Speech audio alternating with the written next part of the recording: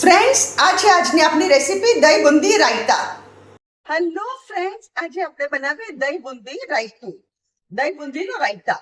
આને માટે મેં શું કર્યું, 100 ગ્રામ બુંદી લીધી છે, અડધો કિલો દહીં લીધું છે, મીઠું અને મરચું.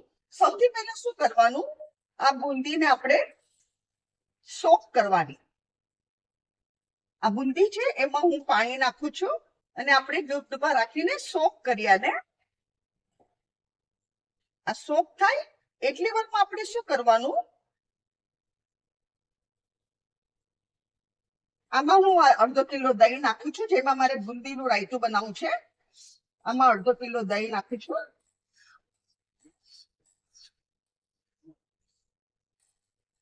એમાં નાખું છું સ્વાદ અનુસાર મીઠું,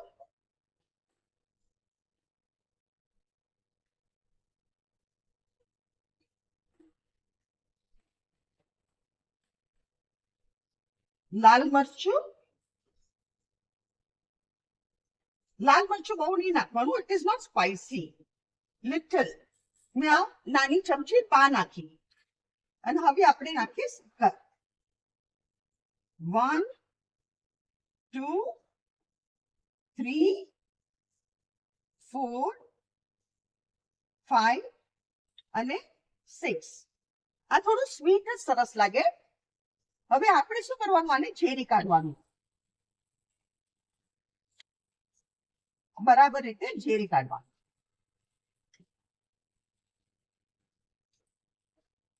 અને આમાં થોડું પાણી નાખવાનું, કારણ કે મારું દહીં છે ને બહુ ઘટ છે. આમાં લિટલ આપણે પાણી નાખીએ.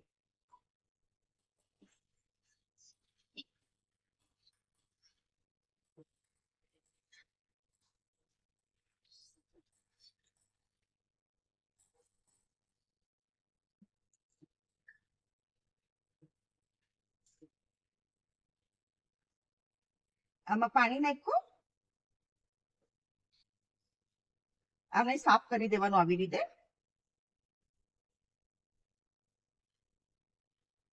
હવે ફ્રેન્ડ્સ આપણે શું કરવાનું,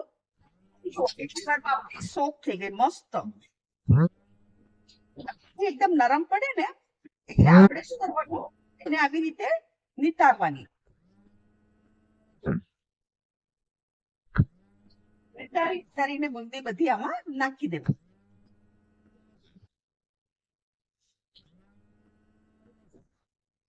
બહુ સરસ લાગે. એન્ડ this દહીં boondi raita and aloo paratha goes hand in hand, best. But તમે છે ને આ દહીં બુંદી રાયતા કોઈ બી પંજાબી વેજીટેબલ અને રોટી ખાઓ એની સાથે બી સરસ લાગે. આલુ પરાઠા સાથે તો બેસ્ટ જ ઓપ્શન છે. આલુ પરાઠા અને દહીં બુંદી રાયતા, કાંદા અને આચાર, it is the best option. પણ તમે કોઈ બીજા પંજાબી શાક સાથે બી ખાઈ શકો, because this is very cooling and tasty. Dahi bundi raita is very cooling and tasty.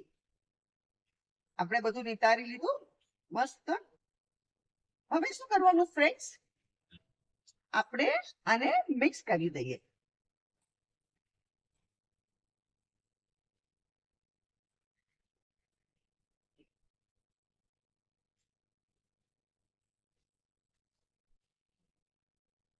હું આ મને વધારે ઘટ લાગે છે એટલે થોડું વોટર હજુ નાખું છું. બહુ થીક ન હોવું જોઈએ, કારણ કે હજુ ને પૈડું આને વોટર સોક કરશે. આ બુંદી છે ને વોટર સોક કરશે. યમ્મી.